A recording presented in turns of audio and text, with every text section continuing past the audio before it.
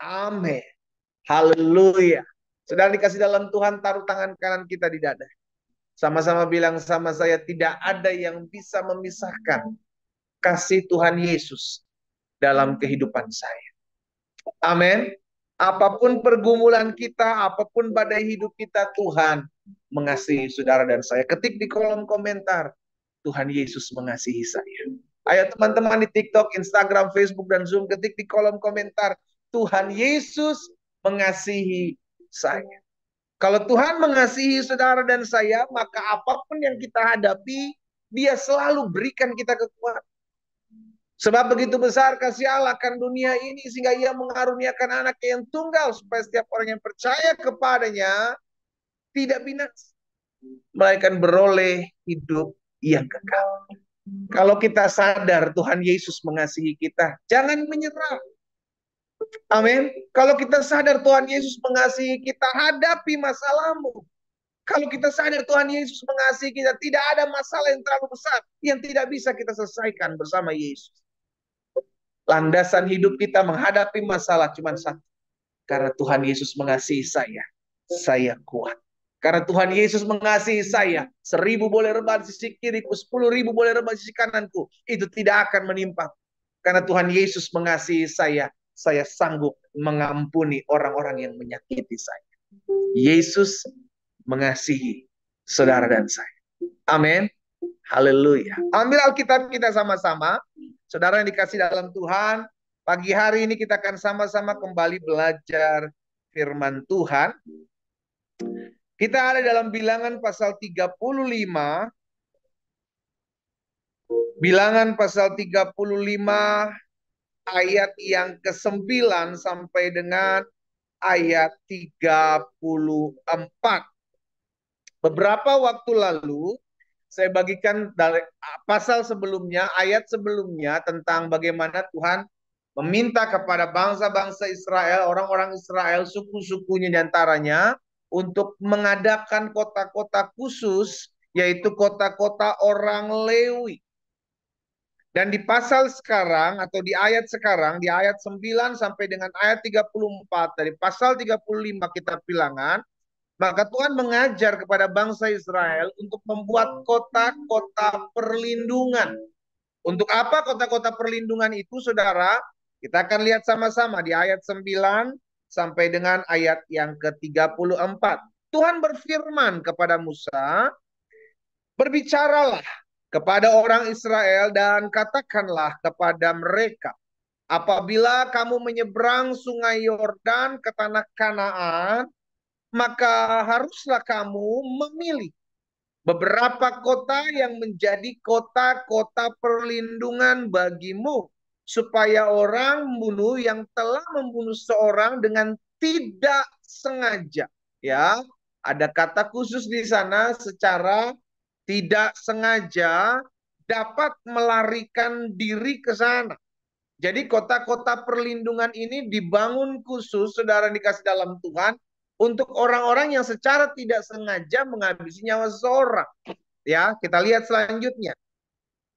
Kota-kota itu akan menjadi tempat perlindungan bagimu terhadap penuntut balas, supaya pembunuh jangan mati sebelum ia dihadapkan kepada rapat umat untuk diadili. Jadi tujuannya ini. Jadi kenapa ada kota-kota perlindungan? Kota-kota perlindungan ini, jika ada salah satu orang bangsa Israel yang tidak sengaja menghabisi nyawa seseorang dengan secara tidak sengaja, bukan sengaja ataupun karena dendam, itu bisa melarikan diri di sana. Kenapa? Supaya si pembalas dendam ini tidak menghabisi nyawanya. Sehingga ketika mereka ada di kota-kota perlindungan, mereka tunggu sampai benar-benar diadili dengan baik. Diadili secara adil, seadil-adilnya. Karena itu yang Tuhan kehendaki. Ayat 13. Dan kota-kota yang kamu tentukan, itu haruslah 6 buah kota perlindungan bagimu. 3 kota harus kamu tentukan di seberang sungai Yordan, dan 3 kota harus kamu tentukan di tanah Kanaan. Semuanya kota-kota perlindungan. Keenam, kota itu haruslah menjadi tempat perlindungan bagi orang Israel dan bagi orang asing dan pendatang di tengah-tengahmu. Jadi bukan hanya buat orang Israel, tapi ada orang-orang asing di sana, pendatang-pendatang, supaya ini kembali lagi diingatkan tujuannya, setiap orang yang telah membunuh seorang dengan tidak sengaja dapat melarikan diri ke sana. Ayat 16.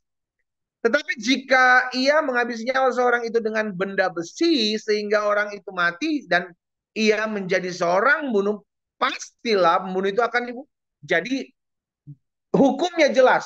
Orang yang menghabisi nyawa seseorang dengan sengaja, maka dia akan mengalami hal yang sama. Ya, dengan besi. Di Tuhan bilang, ayat 17. Dan jika yang bunuh dengan batu di tangan yang mungkin menyebabkan mati seorang, sehingga orang itu mati, maka ia seorang pembunuh. Pastilah pembunuh itu akan dibunuh. Jika membunuh orang itu dengan benda kayu, baik dengan besi, kayu, benda kayu, batu, ya kan, maka kejadiannya sama. Maka ia ada seorang pembunuh, pastilah pembunuh itu akan dibunuh.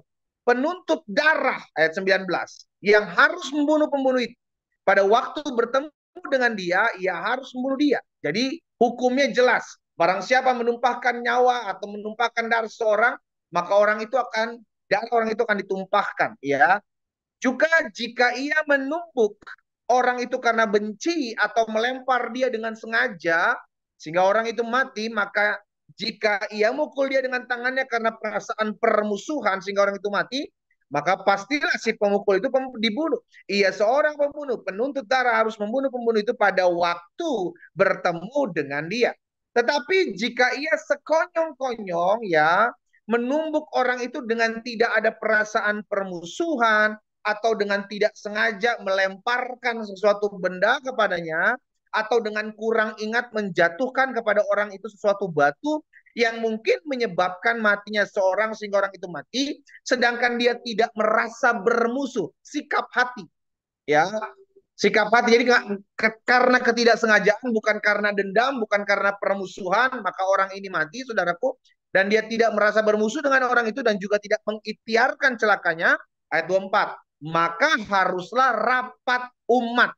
Nah, untuk menunggu rapat umat itu, maka seorang yang tidak sengaja itu harus dilarikan ke kota-kota perlindungan itu untuk umat mengadili orang yang bunuh itu dan penuntut darah menurut hukum-hukum ini. Oke, ayat 25. Dan haruslah rapat umat membebaskan pembunuh dari tangan penuntut darah dan haruslah rapat umat mengembalikan dia ke kota perlindungan, ke tempat ia telah melarikan diri. Di situ ia harus tinggal sampai matinya imam besar yang telah diurapi dengan minyak yang kudus. Tetapi jika terjadi bahwa pembunuh itu keluar dari batas kota perlindungan tempat ia melarikan diri, dan penuntut darah mendapati dia di luar batas kota perlindungan, dan penuntut darah membunuh pembunuh itu, maka tidaklah ia berutang darah. Jadi udah diingetin nih, lu kalau nggak sengaja ngabisin nyawa seorang, lari ke kota perlindungan. Di kota perlindungan itu nanti engkau akan diadili dengan seadil-adilnya. Di situ diketahui bahwa engkau bersalah atau tidak. Tetapi ketika dia di kota perlindungan, tapi dia main-main keluar dari kota perlindungan, dan si penuntut darah ini ketemu sama dia, maka si penuntut darah ini tidak bersalah karena dia keluar dari kota perlindungan. Jadi ada batasnya. Jangan keluar. Ya, ayat 28. Sebab pembunuh itu wajib tinggal di kota perlindungan sampai matinya imam besar. Tetapi sesudah matinya imam besar, bolehlah pembunuh itu kembali ke tanah kepunyaan sendiri. Ayat 9.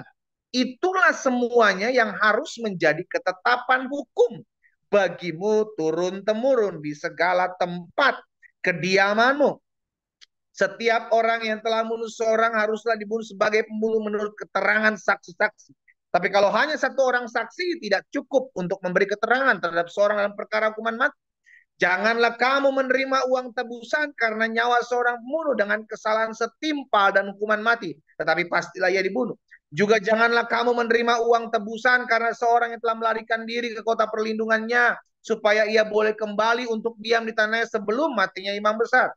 Jadi jangan kamu mencemarkan. Ini kata kuncinya. Perhatikan 33 dan 34. Jadi janganlah kamu mencemarkan negeri itu, negeri tempat tinggalmu, sebab darah itulah yang mencemarkan negeri itu. Maka bagi negeri itu tidak dapat diadakan pendamaian oleh karena darah yang tertumpah di sana. kecuali dengan darah orang yang telah menumpahkannya. Maka janganlah menajiskan negeri tempat kedudukanmu yang di tengah-tengahnya. Aku diam, sebab aku Tuhan, diam di tengah-tengah orang Israel. Saudara kasih dalam Tuhan. Dengan adanya kota-kota perlindungan di mana orang yang secara tidak sengaja menghabisi nyawa seorang, maka mereka harus tinggal di sana. Di tempat kota-kota perlindungan itu sampai imam besar yang bertugas di sana mati, baru mereka boleh keluar. Tetapi kalau mereka keluar sebelum imam besar itu bertugas itu mati, maka kalau penuntut darah ini datang ke sana atau keluar melihat mereka keluar di kota perlindungan, maka mereka akan habis. Pesannya adalah Tuhan mau agar adanya keadilan di bangsa ini. Karena ditutup dengan satu pernyataan Tuhan. Jangan menajiskan negeri itu. Negeri di tempat di mana aku ada di tengah-tengah. Saudara yang dikasih dalam Tuhan, dalam kehidupan kita mungkin kita mengalami ketidakadilan. Tapi satu hal yang perlu kita ingat, bahwa selama Tuhan ada dalam kehidupan kita, maka dia akan menyatakan keadilan dalam kehidupan kita. Ketik di kolom komentar, Tuhan yang akan menyatakan keadilan dalam hidup. Amin. Kalau Tuhan ada dalam hidup saya, maka Tuhan akan menyatakan keadilan dalam hidup saya. Sekalipun saya, saudara dan saya tinggal di dunia di mana kita sudah tidak dapati lagi apa yang disebut dengan keadilan. But it's okay. Kita masih punya Tuhan yang adil kok. Pembelaan kita datangnya dari Tuhan. Pertolongan kita datangnya dari Tuhan. Karena itu pastikan kehidupan kita mengerti akan hal ini. Sehingga kita nggak menuntut balas gitu. Kenapa? Karena kita tahu. Firman Tuhan katakan pembalasan itu bukan hak saya. Ayo sama-sama ketik lagi di kolom komentar. Pembalasan bukan hak saya. Ketik di kolom komentar. Teman-teman di TikTok, Instagram, Facebook, dan Zoom. Ketik di kolom komentar. Pembalasan bukan hak saya. Kenapa? Karena keadilan Tuhan nanti akan Tuhan nyatakan. Bukan kita. Manusia tidak bisa bertindak adil, saudaraku. Manusia hanya melihat apa yang bisa menguntungkan dirinya. Tetapi Tuhan yang menilai, Tuhan akan menilai dengan adil. Seadil-adil. Itu sebabnya kalau Tuhan yang menilai secara adil, maka bagian kita tidak boleh menghakimi. Orang mau buat apa, orang mau lakukan apa, itu urusan dia dengan Tuhan. Bagian saudara dan saya, lakukan apa yang firman Tuhan katakan untuk saya lakukan dalam menjalani hidup. Kalau saudara lihat, tapi pendeta tuh orang kok kayaknya gak adil, tapi kayaknya diberkati aja hidupnya. Itu orang ngerugiin terus orang lain, tapi hidupnya kok kayaknya diberkati aja. Itu urusan dia dengan Tuhan. Makanya kita nggak boleh menilai dari apa kacamata kita yang melihat orang lain. Kita nggak tahu apa yang menjadi isi hati dalam seseorang, saudara. Tetapi bagian kita yang harus kita lakukan adalah tetap apa yang menjadi firman Tuhan kerjakan. Lakukan saja. Stop menilai orang lain dengan penilaian. Stop mengukur, menghakimi orang lain dengan ukuran, dengan penghakimanmu. Karena kita manusia tidak bisa menghakimi dengan adil. Itu sebabnya kenapa kota-kota perlindungan ini dibuat. Ya, supaya orang yang secara tidak sengaja, kan dia bisa saja padahal sengaja gitu kan. Dia bisa saja bilang, aku nggak sengaja, oke kamu lari ke kota perlindungan supaya kamu tidak mati juga dibunuh oleh penuntut darah. Padahal dia memang melakukan secara sengaja, cuman karena dia tidak pengen mati, dia bilang dia bohong gitu. Makanya Tuhan akan bertindak adil. Caranya bagaimana? Nanti akan ada pengadilan. Di dalam kota perlindungan itu sudah dikasih dalam Tuhan. Sehingga ketika diadili, diputuskan, maka dia bersalah atau tidak. Dia sengaja atau tidak. Tetapi sebelum diketahui dengan jelas, maka orang ini harus dilarikan ke kota perlindungan. Dalam kehidupan kita pun seperti itu. Kita mengalami ketidakadilan, tapi Tuhan kan melihat semuanya. Tuhan gak buta. Tuhan gak tuli, saudaraku. Dia yang menciptakan mata, dia melihat. Dia menciptakan telinga, dia mendengar. Itu sebabnya kalau hari-hari ini engkau mengalami ketidakadilan, ada seseorang yang melakukan ketidakadilan dalam hidupmu, jangan balas. Jangan kita bilang, oh lu bisa buat gitu, kok bisa lebih jahat dari hidupmu. Jangan. Pembalasan milik Tuhan. Dan yang kedua, keadilan Tuhan akan dinyatakan. Soon, secepatnya akan dinyatakan dalam kehidupan setiap kita. Bagian kita kerjakan apa yang bisa kau kerjakan untuk melakukan firman Tuhan. Ya, saya percaya kok teman-teman banyak yang pernah mengalami kerugian. Ada banyak dari kita mungkin mengalami orang-orang sering kali merugikan kehidupan kita. It's okay. Tuhan nggak buta, saudara. Tuhan nggak tuli. Tuhan tahu apa yang sedang kau alami. Tuhan tahu engkau tetap sabar ketika mengalami ketidakadilan. Tuhan berikan kekuatan buat hidup saudara. Tetap terus berjalan dalam jalan-jalan Tuhan. Ya, tetap terus berjalan. Karena Tuhan ada di tengah-tengah. Firman Tuhan katakan, jangan najiskan negeri itu. Karena aku ada di tengah-tengah negeri itu. Dalam hidup kita, firman Tuhan katakan, tubuhmu adalah bait kudus Tuhan. Tuhan ada dalam kehidupan kita. Maka jangan najiskan tubuh kita. Ketik di kolom komentar, saya nggak boleh menajiskan tubuh saya. Amin. Jangan menajiskan tubuhmu karena Tuhan ada di tengah-tengah hidup. Yuk, sama-sama kembali lihat yuk di ayat 34 yuk.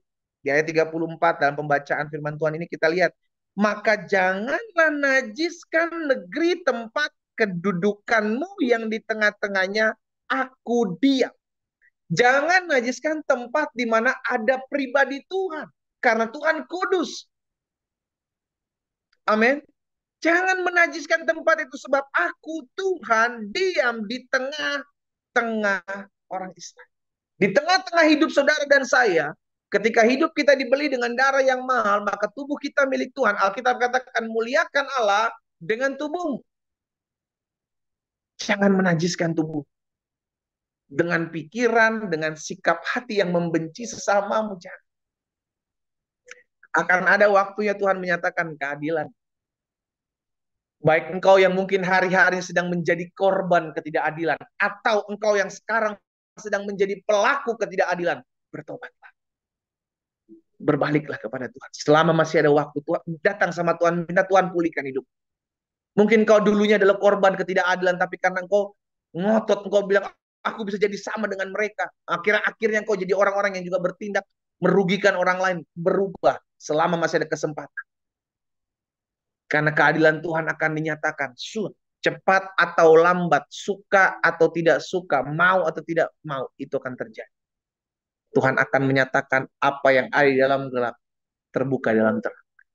Sebab tidak ada sesuatu yang tersembunyi, yang tidak akan disingkapkan. Tidak ada sesuatu yang tertutup, yang tidak akan dibukakan.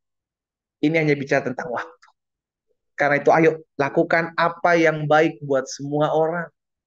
Jangan melakukan sesuatu yang tidak adil. Lakukan apa yang memuliakan Tuhan. Lakukan apa yang menjadi berkat bagi banyak orang.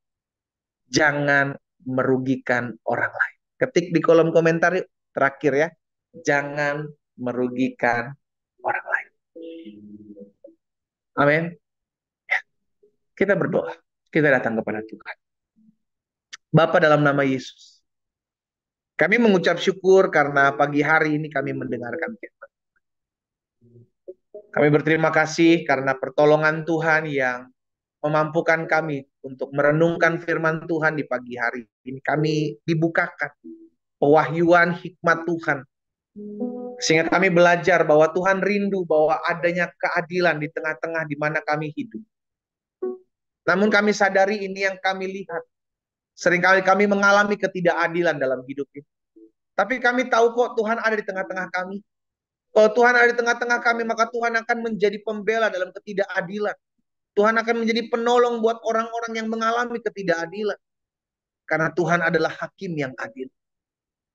Biarlah apa yang Tuhan lihat sesuai dengan apa yang Tuhan pandang. Itu yang Tuhan akan nyatakan di dalam nama Tuhan Yesus. Bapak hamba berdoa menyerahkan umatmu satu persatu pagi hari. Bukan suatu kebetulan mereka boleh bergabung dalam doa pagi online. Di rumah mereka masing-masing. Mungkin mereka yang menyaksikan melewati TikTok, lewat Facebook, lewat Instagram, ataupun lewat Zoom. Mungkin mereka adalah orang-orang yang hari-hari sedang mengalami ketidakadilan. Mereka merasa dunia begitu tidak adil. Mereka merasa ada orang-orang yang merugikan hidup mereka, namun masih bebas berkeliaran. Hari ini kami diingatkan bagian kami adalah tetap lakukan apa yang baik bagi semua orang. Sekalipun kami adalah korban, tapi kami tidak mau berubah menjadi pelaku. Tuhan, tolong kami semua. Di dalam nama Yesus. Sehingga setiap anak-anak Tuhan yang pagi hari mendengarkan firman Tuhan, dimanapun mereka mendengarkan, hamba berdoa di dalam nama Yesus. Di dalam nama Yesus. Biar setiap kami diberikan kemampuan untuk tetap selalu berserah kepada Tuhan. Kami tahu ada waktunya Tuhan yang akan menyatakan keadilannya dalam hidup kami. Engkau Allah yang menciptakan mata, maka Engkau Allah yang melihat. Engkau Allah yang menciptakan telinga, maka Engkau yang mendengar. Dan kami percaya Tuhan akan menyatakan di dalam nama Yesus. Beri kekuatan, beri penghiburan, beri damai sejahtera buat anak-anak Tuhan yang hari-hari mengalami ketidakadilan, ya. Kalaupun ada di antara mereka yang hari-hari sering merugikan orang lain.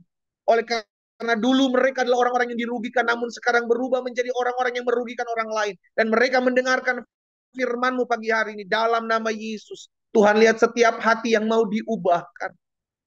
Tuhan, lihat setiap hidup yang mau dipersembahkan dalam nama Yesus. Sehingga mereka dijamah Tuhan, mereka dilawat Tuhan. Mereka diubahkan Tuhan. Kasih Tuhan menjamah mereka. Kasih Tuhan melawat mereka. Di dalam nama Yesus. Di dalam nama Yesus Tuhan. Terima kasih Bapa. Pagi hari ini Tuhan kami membawa doa-doa kami dari rumah kami masing-masing. Kami serukan doa kami kepada Tuhan pagi hari. Karena kami percaya Tuhan yang menjawab doa kami. Jauh melebihi apa yang kami bayangkan dan pikirkan. Tuhan dengar setiap seru doa umat-Mu yang umat-Mu naikkan di rumah mereka masing-masing. Mereka yang bergumul dalam rumah tangga mereka Allah. Mereka yang bergumul dengan kesehatan mereka. Mereka yang bergumul dengan ekonomi mereka yang sedang tergoncang. Mereka yang bergumul dengan kesehatan mereka. Mereka yang bergumul dengan usaha, pekerjaan, bisnis mereka yang sedang goyang mungkin hari-hari ini. Mereka yang bergumul dengan hubungan antara suami, istri, orang tua, anak, mertua, menantu. Di dalam nama Yesus, Tuhan, kami berdoa dari rumah kami masing-masing, menaikkan doa kami bersatu hati, memohon belas kasihan Tuhan. Kami percaya di dalam nama Tuhan Yesus, Tuhan yang mendengar setiap doa kami. Dan Tuhan menjawab dari tempat-Mu yang kudus. Dan kami percaya waktu-Mu yang terbaik atas kami. Di dalam nama Yesus Kristus Tuhan. Terima kasih Bapak. Berkat-Mu ada atas setiap umat. Mereka yang hari-hari ini berdoa agar Tuhan tuntun dalam jalan-jalan Tuhan. Biar Tuhan terangi langkah hidup mereka. Kalau ada jiwa-jiwa yang belum mengenali Yesus pagi hari ini bergabung dalam doa pagi. Mereka rindu untuk mengenal Engkau lebih lagi. Bapa, hamba berdoa di rumah mereka masing-masing. Tuhan, Kau dengar doa mereka. Hati yang dibuka, hidup yang dipersembahkan kepada Tuhan. Aku berdoa dalam nama Yesus. Biar Roh Kudus sendiri yang mengejawantahkan kasih-Mu dalam hidup mereka. Sehingga mereka mengalami perjumpaan dengan Yesus Kristus di dalam nama Tuhan Yesus. Bapak, terima kasih. Hamba menyerahkan umat-Mu satu persatu dalam tangan Tuhan. Kuatkan dan teguhkan iman mereka di hari-hari akhir ini. Biarlah kami umat Tuhan tetap terus kuat menantikan janji Tuhan, menantikan pernyataan keadilan Tuhan dalam hidup kami. Bagian kami taat, bagian kami setia, bagian kami sangkal diri pikul salib, bagian kami tetap terus hidup menyenangkan Tuhan Yesus, memuliakan Tuhan, dan tetap terus bersaksi dimanapun Tuhan tempatkan kami berada. Sehingga banyak jiwa datang kepada Yesus. Karena kami percaya akan ada waktu di mana setiap lutut bertelut, setiap lidah mengaku bahwa Yesus Kristus adalah Tuhan dan Raja. Terima kasih Bapa yang baik. Kami juga berdoa buat kota dan bangsa kami. Di mana kami tinggal, kami ucapkan berkat. Kota bangsa kami aman, damai, diberkati. Oh Tuhan Yesus, kami berdoa kalau ada berita-berita tentang megatrust, Tuhan kami berdoa bumi, bangsa kami milik kepunyaan Tuhan. Itu sebabnya kami berdoa dalam nama Yesus Kristus Tuhan, semua aman, semua diberkati dalam nama Tuhan Yesus. Tuhan tolong ya Tuhan, agar tidak ada bencana alam atas bangsa kami Indonesia. Di dalam nama Yesus, bahkan kami berdoa sehingga ada tuaian jiwa-jiwa atas bangsa ini. Di dalam nama Yesus Kristus Tuhan. Bapak terima kasih. Kami bersyukur buat ibadah pagi hari ini. Sekalipun kami tidak ada dalam satu tempat yang sama, namun kami di rumah kami masing-masing, kami bersekutu, kami beribadah, kami melihat kemuliaan Tuhan nyatakan dalam kami. Berkati kehidupan kami sepanjang hari ini Tuhan. Kami percaya hidup kami dituntun, hidup kami diarahkan, hidup kami mengalami kebaikan dan kasih setia Tuhan. Diberkatilah umatmu sepanjang hari ini. Di dalam nama Tuhan Yesus kami berdoa. Haleluya. Amin. Amin. Saudara yang dikasih dalam Tuhan, ibadah doa pagi online kita hari ini selesai. Kita sudah mendengarkan firman Tuhan. Ayo lakukan apa yang menjadi kebenaran firman Tuhan. Yang pertama, jangan merugikan orang lain. Dan yang kedua, tetap nantikan keadilan Tuhan yang akan nyatakan dalam kehidupanmu. Dan yang ketiga, tetaplah terus berdoa. Doa saya menyertai kita semua. Selamat pagi, selamat beraktivitas, dan Tuhan Yesus memberkati. Shalom, shalom.